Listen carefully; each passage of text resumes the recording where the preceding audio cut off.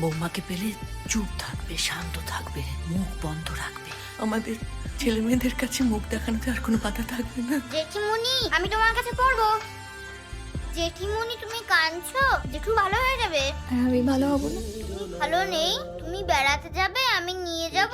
জানো আমার মন খারাপ হলে আমি বেড়াতে যাই, বেড়াতে গেলে মন ভালো হয়। তুমিও বেড়াতে চলে যাও। কিন্তু আমি তোমার সাথে যাব কি করে? তুমি তো এখনই বেরিয়ে যাচ্ছ। চান্স কম। মানে? তোমার মা মুখে যাই বলুন, আসলে কিন্তু উনিও তোমার মতো আমাকে খুব ভালোবেসে ফেলেছেন। এক্ষুনি এসে আটকাবেন, দেখো। কি করছিস তুই এখানে বসে? পড়াশোনা নাই তোর? ও নেই, যা আমার ঘরে গিয়ে পড়তে বস। কিছু বলবে? আমাকে যেতে দেবে না বুঝি?